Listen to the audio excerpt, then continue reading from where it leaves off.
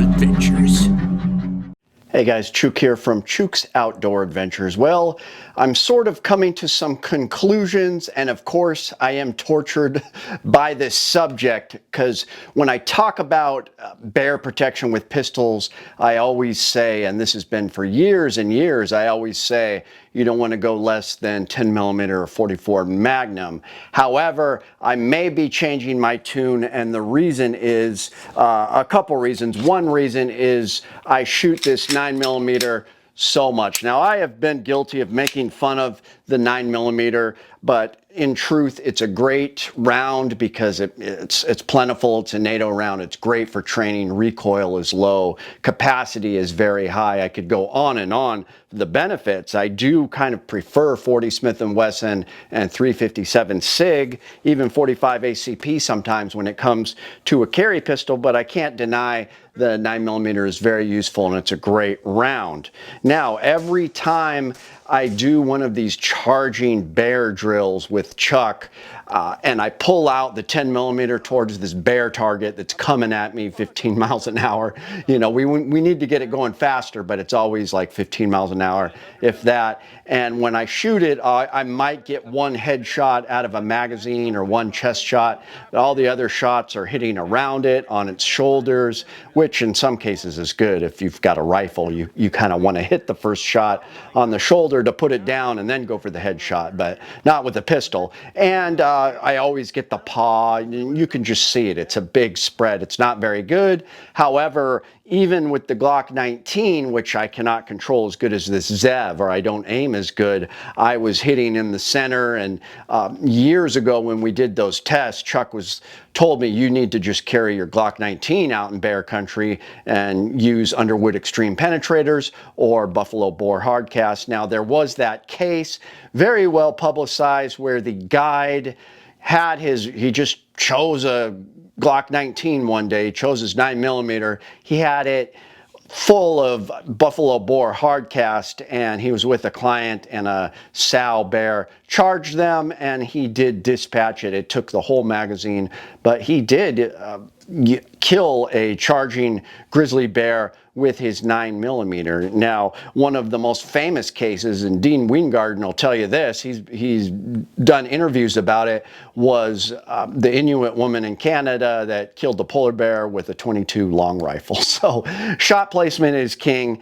And so Chuck always told me you should just use that Glock 19. But now we come with this Zev that's got an improved grip angle. I personally shoot this better than any pistol I probably have ever shot, because typically I get like 50–60% of my targets hitting on steel. And this thing, it was like 98–99% just consistently, magazine after magazine. I'm just aiming and hitting on target. Now, if I had some, plus P extreme penetrators in this thing, I typically carry 17 rounds when I'm out in the woods. It has 15+1 capacity. A lot of times I'll carry a 17 rounder in my pocket. I'd probably, truthfully, be better off carrying this in bear country, just because I could get a whole bunch of hits quickly on target. And whereas if some big predator was moving at me quickly and I have my 10 millimeter, depending on the pistol, I might only get a few shots, whereas this, I'm going to get almost every shot on my target, I feel, at least.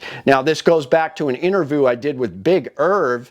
Shout out to Big Irv. I'll put his channel up here. He retired from the military a little over a year ago and just went all out and started his own fishing charter business out of Whittier here in Alaska, where he's taking clients out. He's got this boat that he wrapped in an American flag. Everybody loves going out with them. If you have to get a charter, go with him if you're going to Whittier. Super cool guy. I still have his name saved as First Sergeant in my phone, so I thought it was really neat that he's doing this. But anyways, the guy hunts a lot. This last year he hasn't, because he's putting all his energy into the charter business. But before that, he was doing a lot of hunting. He has harvested a lot more bears than I have. And so when I interviewed him, I was like, hey, what pistol do you use for bear defense? And I was thinking he was going to say, oh, my Smith & Wesson 500, my 10 millimeter, my 44 Magnum. But he just said, well, truthfully, I carry my 9 millimeter when I'm out in bear country. And I asked him why, and he said it's because he did competition shooting for years and years.